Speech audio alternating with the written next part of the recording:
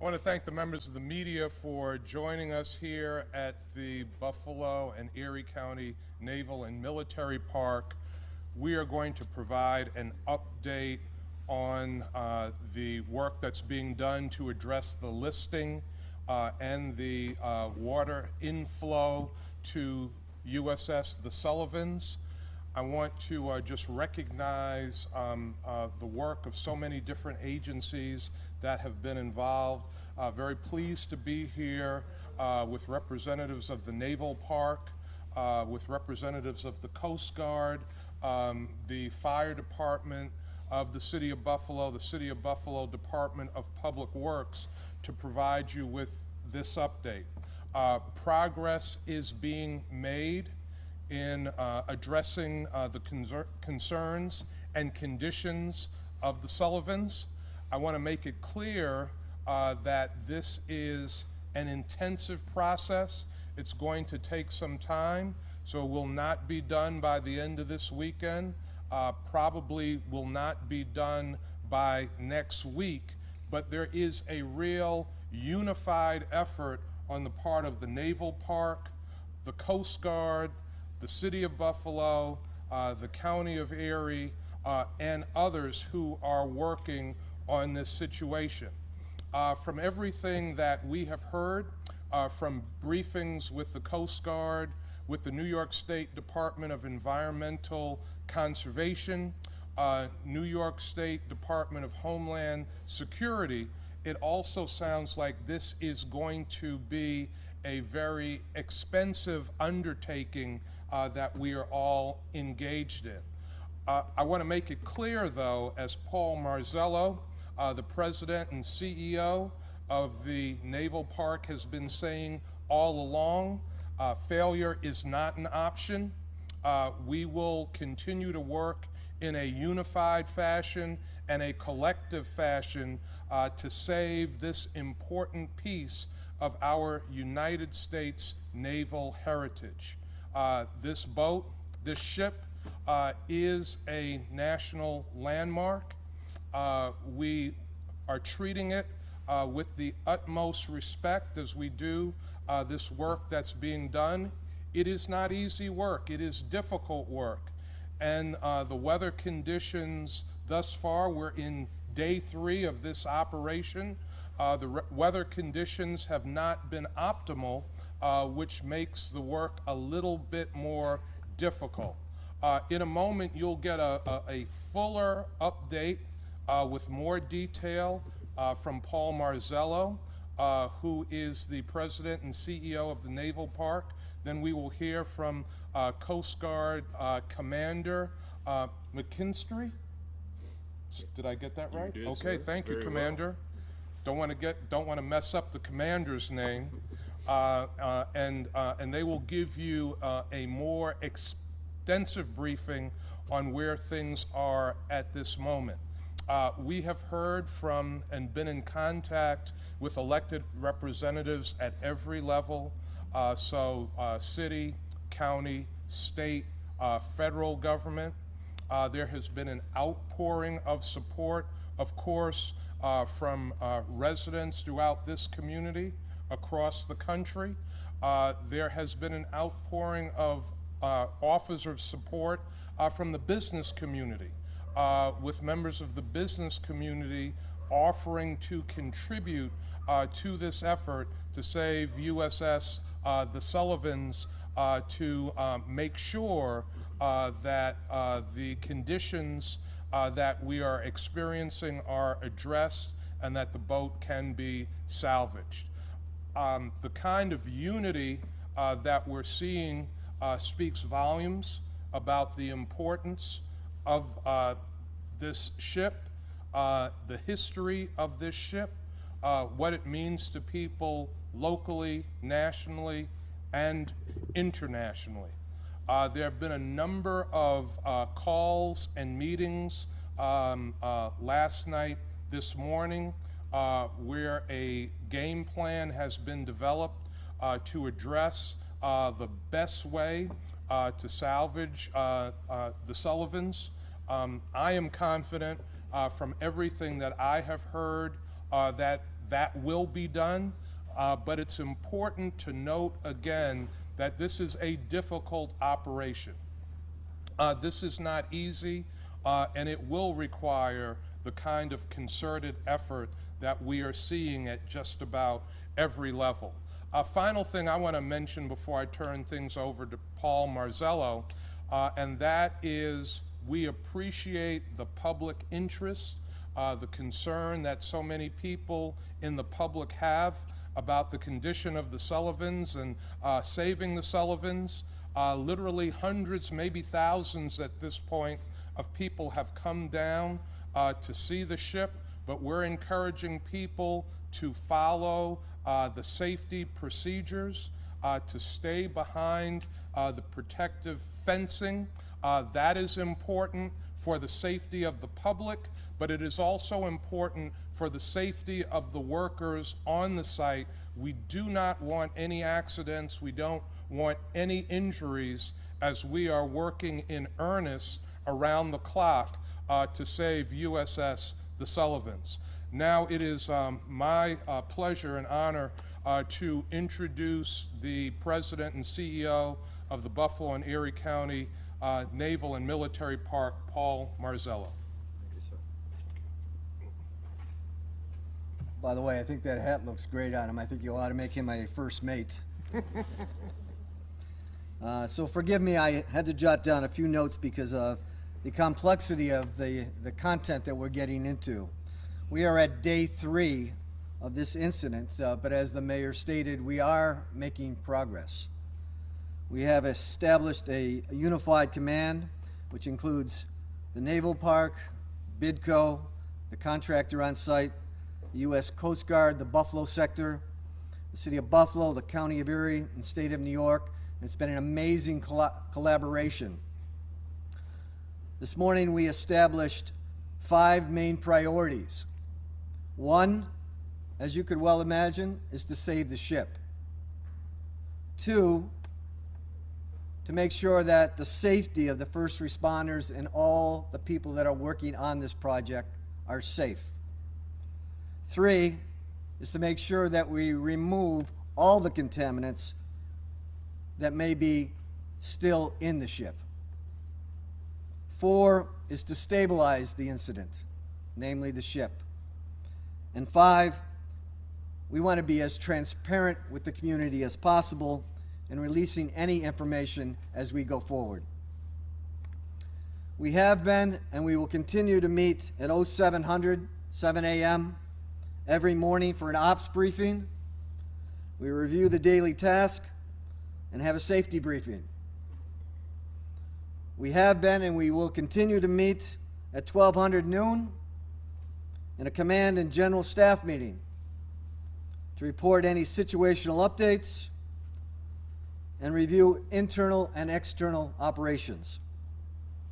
We have been and we will continue to meet at 1600, 4 p.m. to debrief and share updates. We will be adding 2 more members to this team. Starting Monday, a large international commercial marine salvage company, and 2, a Navy architect. As the mayor stated, this is a very complicated process, and we are making sure we get an expert team involved to make sure we do it right. Let me remind everyone that this team is a collection of immense talent and commitment. And I am personally thankful for the site commander, McKinney, for his input and his advice and his guidance. I want to make sure that we understand that the USS The Sullivans is a National Historic Landmark and that she is a gift to Buffalo, New York. And she represents the courage and the honor and the commitment of not only the 5 Sullivan boys who that ship is named after, but the thousands of veterans that have served this country.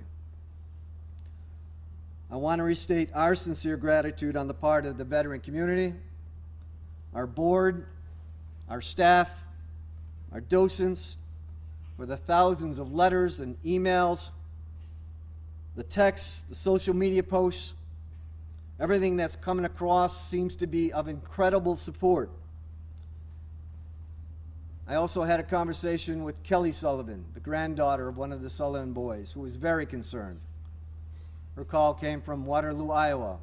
She wanted to share her love and her support for whatever's going on here to make sure that that ship lives for another day and that we can share her with generations to come, because we have several things to learn from her and to share with our youngsters. And we hope we have that day, and we hope we have many more days ahead. So I want to thank you, and I also want to make sure that the mantra that we have used every morning and in every session is that failure is not an option. Thank you.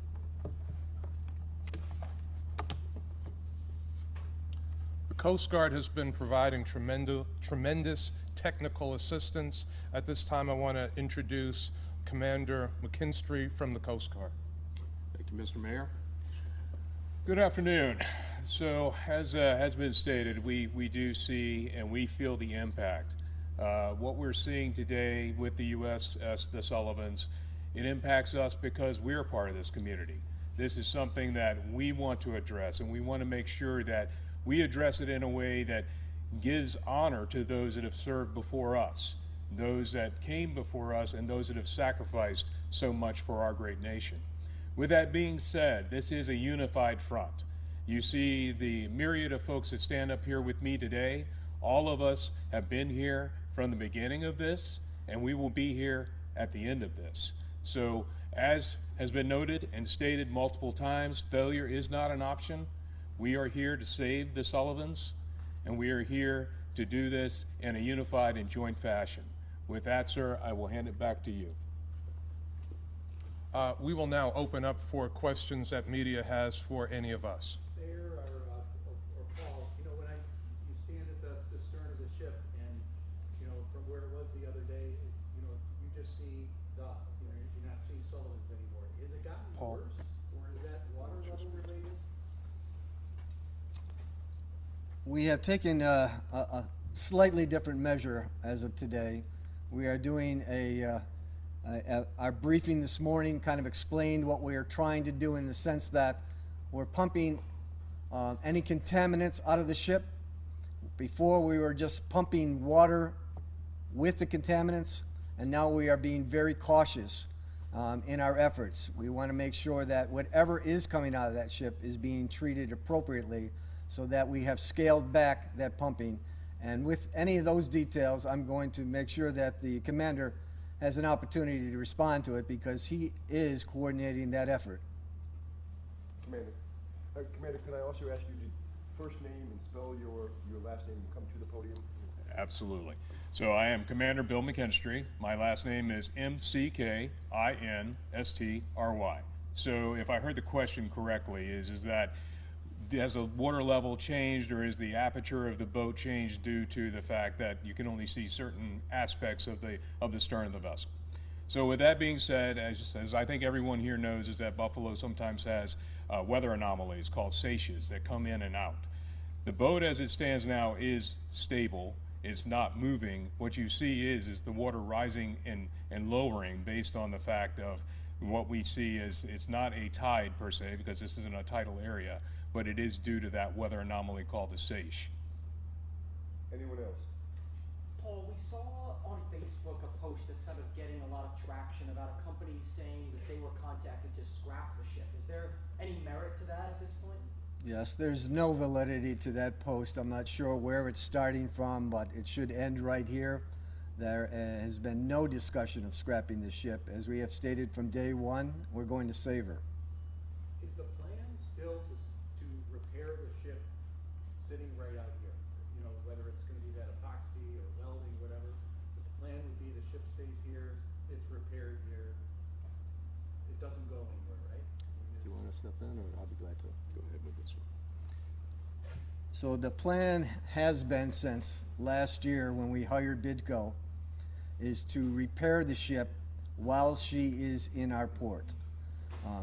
We have made discussions or have had discussions about other options, whether it's been dry docking her to another port, which we didn't think was a good option for us, being that the age and the ability for that ship to withstand transporting. We've looked at options for dry docking. We have looked for options of putting floatable cradles. All of those options will be discussed at a later point. Our immediate concern right now is to make sure that we upright her.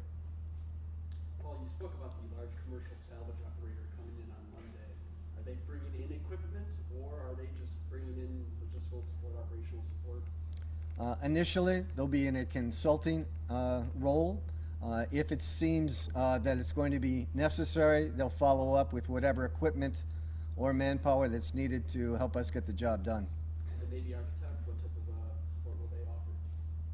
The Navy, I'm sorry? The Navy architect that's coming in on Monday, what type of support? The Navy architect was, I should let the commander speak on this one. He knows better than I.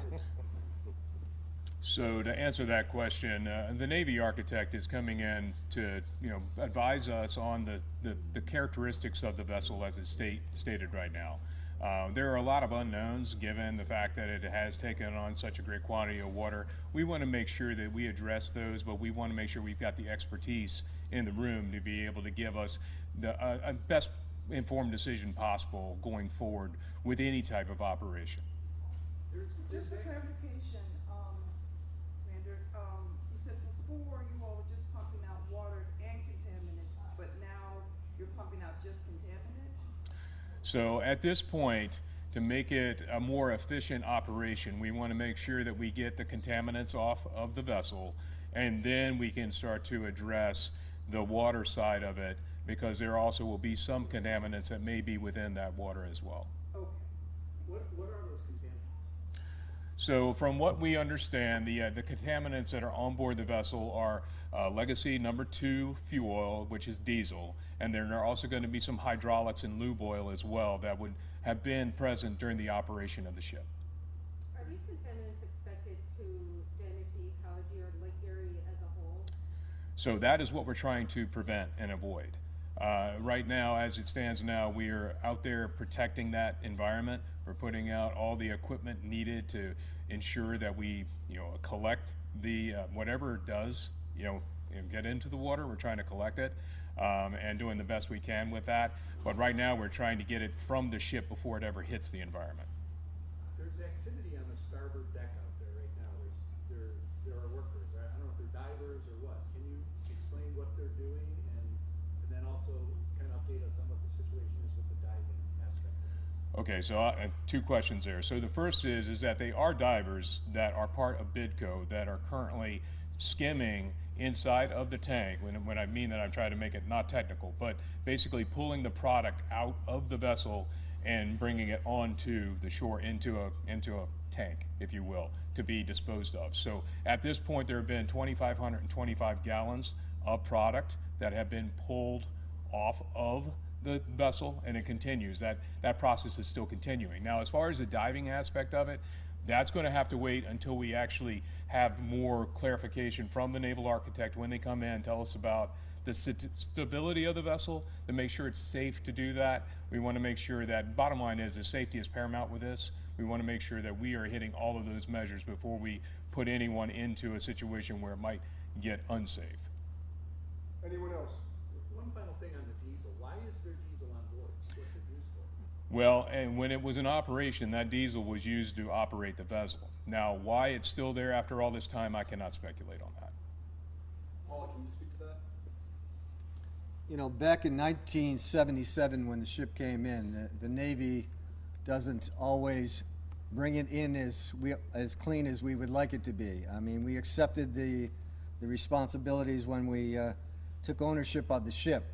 However, as things progress, we want to make sure that we have it as clean and environmentally safe as possible.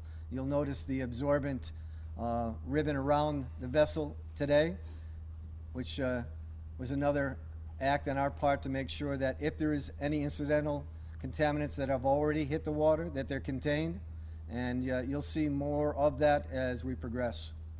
Susan? Is there interior damage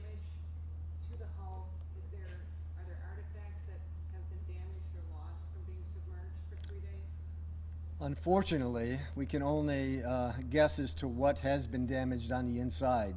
We do know that there were some paper artifacts and photographs in areas that we suspect that there is water now. So sadly, we think that we may have lost some of those. We don't know for sure.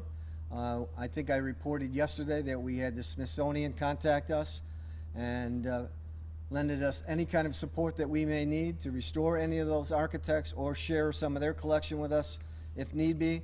But that is a concern, and we'll find out more once we're able to get inside the ship. So we know that there's a hole. Do we know yet what caused that damage? First of all, we don't know that there's a hole yet. Okay. We don't know the cause, and we won't know the cause until we get divers in the water. Okay. So how's the water, if there's not like, so you don't know how the boat, or how the ship is taking on water? So it's not necessarily, you can't jump to there's a hole, which is why the ship is taking on Right. water. I mean, the idea that there is water coming in obviously means that the hull has been penetrated in some form. How, whether it's a small hole, a large hole, a seam rip, we just don't know. And I think we're not going to find out until things clear up a little bit and we get some divers in the water. One final question.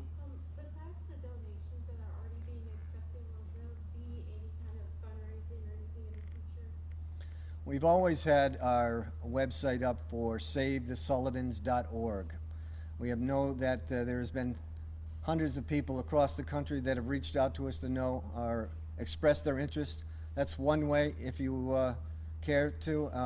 We're not going to promote this at this time because we're busy doing the work, but that is an avenue if you care to help us out, and I appreciate that. Just really quickly, can you quantify how much money has been generated in the last 3 days through fundraising? I cannot. Sorry. Mayor, quick wrap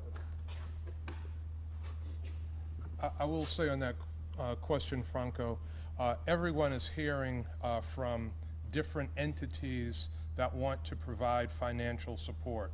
So the Naval Park has heard from many different people, organizations, companies that want to provide financial support. The city as well has heard from individuals. We've heard from companies.